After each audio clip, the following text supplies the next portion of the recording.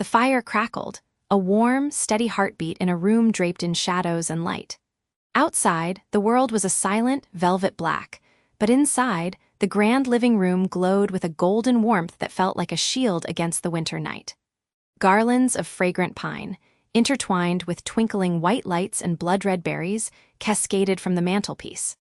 In the center of it all, the Christmas tree stood as a triumphant spire, its branches heavy with decades of ornaments, each one a tiny, glittering memory. This was the stage, set with meticulous care, for our most sacred tradition, Christmas Eve dinner. Evelyn, stood for a moment in the doorway, my hand resting on the cool wood of the frame, and I allowed myself to simply breathe it in. The sight was a balm to my soul, the culmination of a life's work. The rich scent of roasted turkey and thyme filled the air, a perfume of love and security I had spent 40 years perfecting. And there they were, the living, breathing proof of my legacy. My Marcus, my rock, his strong hands expertly carving the magnificent bird at the head of the table, a look of quiet contentment on his face. My son, Terence, so handsome and successful, his laughter echoing rich and true as he refilled the wine glasses. And Chloe, his wife, a vision in emerald silk, her smile as polished as the silver she was admiring. I saw it all not just as a room, but as a tapestry I had woven thread by thread. Every Christmas Eve in this house, every laugh shared, every toast made, was another strand in the fabric of our family. It was a legacy of unity, of unwavering love, and in this moment it felt utterly unshakable. I beamed with a pride so profound it was almost painful. This was everything I had ever wanted. "Evelyn, this is absolutely sublime," Chloe said, her voice a melodic chime that cut through my reverie. She gestured with her wine glass towards the table, her eyes sweeping over the spread. "The table setting is a work of art. It is so cohesive." I smiled, taking my seat beside Marcus. "Thank you, my dear. It is a labor of love." "It truly is," she continued, her gaze lingering on the dinner plate before her. She picked up the delicate bone china by its gilded edge, turning it over slightly as if examining a museum piece. "And these plates, they are just so charmingly vintage. One can just feel the history in them. It is wonderful that you have held on to them for so long." The air in the room did not change temperature, but something within me did. A tiny, cold pinprick, charmingly vintage asterisk. The words hung in the air, draped in a sweetness that did not quite reach her eyes. It was a phrase that could be taken two ways, and I knew with a mother's instinct honed over 30 years exactly which way Chloe intended it. It was not a compliment on their heirloom quality. It was a comment on their age, their perceived outdatedness. I felt Marcus shift slightly beside me, a barely perceptible tightening of his shoulder. I chose, as I always did, to dismiss it. I would not allow a single discordant note to disrupt our symphony. This was my night, our night. "They were my mother, I said, my voice steady and warm. "She believed that the best gatherings are served on plates that have witnessed decades of joy. I suppose I inherited that sentiment." I reached over and patted Marcus's hand, a signal that all was well. He gave my fingers a gentle squeeze, his silence support a fortress around my heart. The moment passed. The conversation flowed again, fueled by Terence's stories from the office and the excellent Cabernet Sauvignon. Laughter returned, and the flicker of tension I had felt was smoothed over, buried under the warmth of the feast. We ate. We drank. The world outside ceased to exist.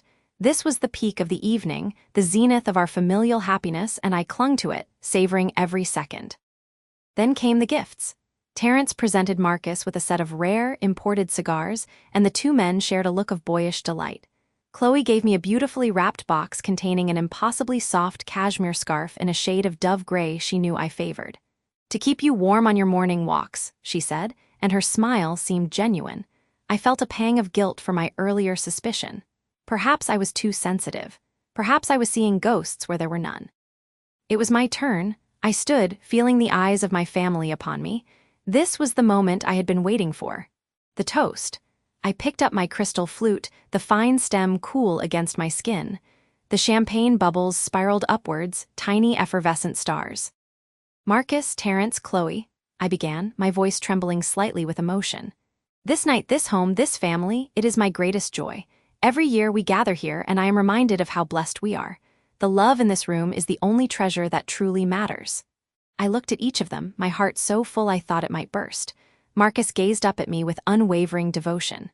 Terence smiled, his eyes crinkling at the corners just as they had when he was a little boy. Chloe's expression was one of polite attention, a soft smile gracing her lips. I took a deep breath to continue, to speak of the future, of the years to come, of the legacy we were all building together. And then it happened. Marcus's phone, which he had left face up on the table beside his dessert plate, vibrated with a jarring, abrasive buzz that shattered the solemnity of the moment. A notification banner slid across the screen. My eyes, reflexively, dropped to the sudden intrusion of light and sound. The name at the top was clear, Chloe. And the message, stark and unambiguous in the darkroom, lit up the screen for a terrifying half-second before it disappeared. It was not a long message. It contained only 4 words, but 4 words were enough to tear my beautiful tapestry in two. 4 words that froze the blood in my veins and turned the warm, fragrant air to ice. Cannot wait until she leaves. The silence that followed was louder than any sound I had ever heard. It was a physical weight, crushing the air from my lungs. I could not move, I could not speak. I could only stare at the now darkened screen, the words seared onto my vision. She asterisk. Who else could it be? The words echoed in the hollow of my skull, each one a hammer blow. Cannot wait. The anticipation. Until she leaves asterisk. The desired absence. My gaze slowly, painfully, lifted from the phone and traveled across the table. Terence was looking down at his own lap, his face pale. Marcus was staring at his phone with a look of dawning, horrified comprehension. And Chloe was looking directly at me. The polite smile was still fixed on her face, but her eyes, for a single, unguarded moment, held a flash of something else. Something sharp and cold and triumphant. The crystal flute felt suddenly heavy and precarious in my hand. The golden light of the room seemed to dim, the festive colors leaching away into a monochrome of shock. The legacy of love I had built, the fortress of my family, had just been breached by a single, silent sentence. And I was left standing there, in the ruins of my perfect evening, with a toast dying on my lips and a chasm opening at my feet. The gathering storm I had refused to acknowledge had finally broken, and I was caught in the first, freezing drops of the downpour. The crystal flute felt impossibly heavy in my hand, a vessel of chilled poison instead of celebration. The lights from the tree, which moments ago had sparkled with a warm, festive glow, now seemed like 1,000 accusing eyes. The message on my phone screen burned itself onto my retina, the words simple, brutal, and utterly damning. A coldness, separate from the champagne, spread from my core out to my fingertips. The festive chatter, the clinking of glasses, the warm bubble of family noise, it all died as if someone had thrown a switch. I heard my own voice, but it did not sound like me. It was a thin, stunned whisper that carried in the sudden, thick silence. I cannot believe we have to spend another Christmas with his pathetic family. Next year, it is just us. I mean it. I looked up from the screen. The faces around me were frozen masks of shock. My father, Arthur, had his hand halfway to a canapé, his genial smile rigid and confused. My Aunt Clara was frowning as if she had misheard, but my eyes, against my will, were dragged to Chloe. Her face, usually a perfect composition of pleasant neutrality, had drained of all color. She looked like a porcelain doll that had been struck, a fine crack appearing in its glaze. "No," she stammered, the word a choked little sound. "No, that is not what it sounds like. It was a joke. A private joke between me and my sister. It was taken completely out of context." Terence, my son, my firstborn, was immediately at her side, a hand on her arm. His face was a desperate plea. "Mom, please," he said, his voice low and urgent. "You know Chloe would never say something like that. It is a misunderstanding. You cannot, please do not do this. Do not ruin Christmas." Ruin Christmas. The words landed like a physical blow, as if I were the one who had authored that venomous sentence, as if my act of reading a message that had appeared on my own phone, meant for my son, was the transgression. I felt the foundations of the room, of my entire life, shift under my feet.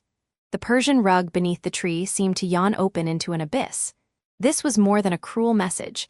It was the sound of the fault line I had always feared, finally cracking wide open. "I need a moment," I heard myself say, my voice surprisingly steady despite the tremor inside me. I placed the champagne flute carefully, precisely, on the mantelpiece. The click of crystal on marble was the only sound in the room. I did not look at anyone as I turned and walked toward the kitchen, my steps measured and deliberate. I felt every eye on my back. A moment later, I heard the soft pad of footsteps I knew as well as my own. Maya. The kitchen was a world away, a sanctuary of stainless steel and the lingering scent of rosemary and turkey. The door swung shut behind us, muffling the horrified silence of the living room and replacing it with the hum of the refrigerator. I gripped the cold edge of the granite countertop, my knuckles turning white.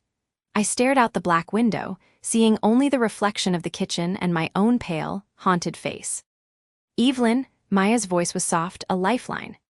The initial shock began to recede, like a tide pulling back, and what it left behind was not sadness, but a cold, sharp, and terrifyingly clear fury. It was a feeling I had not allowed myself to feel in years, perhaps decades. It was the opposite of the warm, accommodating, endlessly understanding persona I had cultivated for the sake of family harmony. "Joke," I said, my voice low and brittle. She called my family pathetic, my Christmas pathetic, and Terrence, he looked at me as if I had thrown the first punch. I turned to face my sister. Her eyes, so like my own, were filled with a shared pain but also a grim understanding. All these years, Maya, all the effort, the perfect presents for her, remembering every birthday, every anniversary, biting my tongue when she criticized the way I set the table or cooked the ham. I thought it was just her. I thought if I was kind enough, patient enough, she would see that we are not monsters, that we are a family. Maya nodded slowly. "I know, I have watched you try, we all have." "But it was never enough," I said, the truth of it settling like a weight in my stomach. It was not just awkwardness or a difference in style, it was disdain. This was not a one-time thing. That message, it had the ease of something practiced, something true. I looked down at my hands, still gripping the counter. The harmony I have been clinging to, the peace I thought we had, it was a surface, a thin layer of ice, and it has just shattered. I pushed myself away from the counter, standing tall. The cold fury solidified into something harder, something determined. "I am done accepting the surface," I said, and I heard the new steel in my own voice. "I am done pretending. I need to know how deep this goes. I need to know what she has been saying to my son, what she has been turning him into. I will find out the truth, every last piece of it." The rest of the evening was a phantom limb of a celebration. We returned to the living room, but the joy had been vacuumed out of the house. Conversations were forced and hushed. Chloe huddled on the sofa with Terrence, her face a masterpiece of wounded injustice. She did not speak to me again. Terrence's glances were fleeting, full of a confusion that bordered on accusation. The gifts were opened with a quiet, perfunctory efficiency. The Christmas lights twinkled on, a mockery of the darkness that had fallen over us. The turkey, when we eventually forced ourselves to eat, tasted like ashes. Hours later, the house was silent. The guests had left with subdued farewells.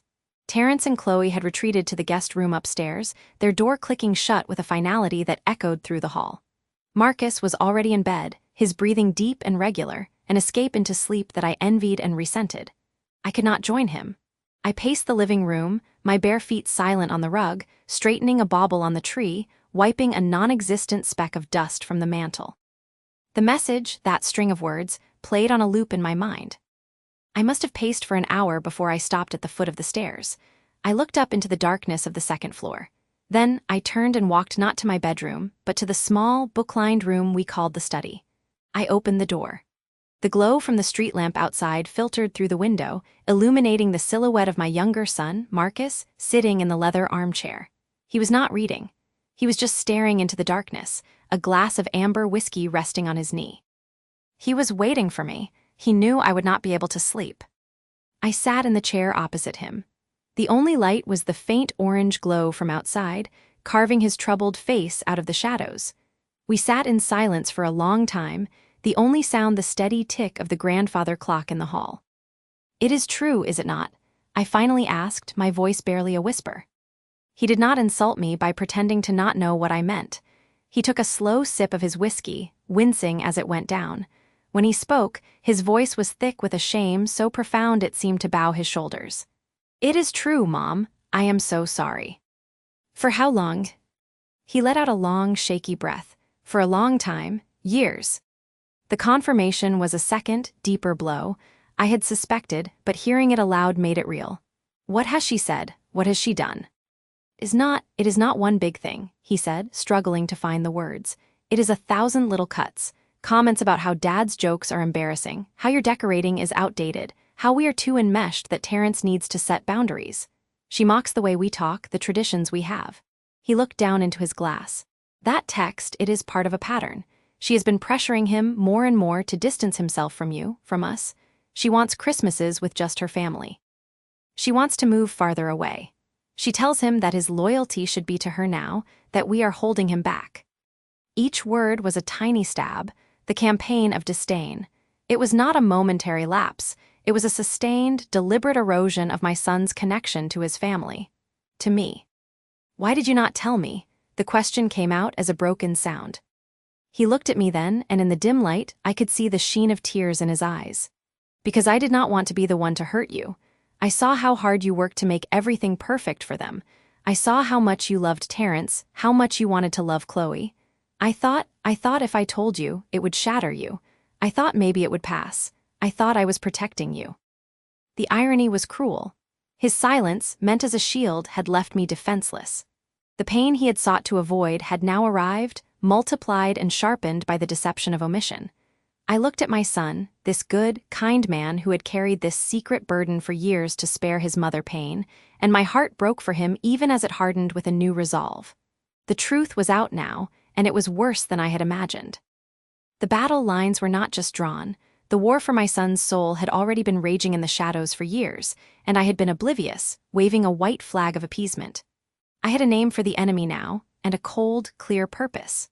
The Christmas peace was irrevocably broken, and as I sat there in the dark with my son, I knew that the quiet, orderly life I had known was over. The unraveling had begun, and I would not rest until I had pulled on every last thread. The silence in my house had a different quality to it that morning. It was a week after Christmas, and the festive decorations, which usually brought me such joy, now felt like relics from a forgotten world. The twinkling lights on the tree were unplugged, the garlands seemed brittle, and the air held the faint, sweet scent of pine needles beginning to decay. I moved through the rooms like a ghost, my footsteps echoing on the hardwood floors. This was the day. Marcus had left an hour ago, after holding my hands in his and looking into my eyes with a steady, unshakable faith. He did not need to say the words. I knew he would be waiting for my call, a solid anchor in the storm I was about to summon. Terrence was due at 10. I had asked him to come alone, and the hesitation in his voice on the phone had been a palpable thing, a heavy breath held too long. I had prepared everything. On the coffee table in the living room, I had laid out a neat, chronological file. It was not thick, but its contents were lethal. Printed text messages, dates and times, the flight itinerary for the canceled trip, and my own journal entries, written in a hand that grew progressively more desperate. This was not an ambush, it was an intervention, a reckoning. I saw his car pull into the driveway, and my heart hammered against my ribs like a trapped bird. He moved slowly up the walk, his shoulders slumped, a man carrying a weight he could no longer name.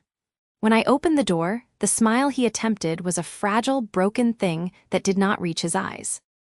"Mom," he said, his voice flat, "you said it was important." "It is, Terrence, please come in." He followed me into the living room, his gaze skittering away from the file on the table as if it were a live wire. He sat heavily on the edge of the sofa, while I took the armchair opposite, wanting the space between us to be clear, wanting him to see me fully. "How are you?" I asked, the ordinary question feeling profound and dangerous. He ran a hand through his hair. "Tired, work is, Chloe is," he trailed off, shaking his head. "It does not matter. What is this about?" I took a deep breath, the air cold in my lungs. "It is about truth, Terrence, our truth, the one we have been avoiding for a very long time." I leaned forward and gently slid the file toward him. "I want you to look at this. I want you to see what I have seen." He stared at the folder as if it were a venomous snake. "What is it?" "It is a pattern of manipulation, of isolation. It starts with small things, remember? Criticisms about how I cook your favorite meal or how often I call. Then it escalates. The vacation we planned for a year, canceled 2 days before because of a feeling she had. The birthday parties you missed. The Christmas you almost missed." My voice was steady, but I could feel it threatening to crack. "Look at the dates. Look at the words." Reluctantly, with a sigh that seemed to come from the depths of his soul, he opened the file.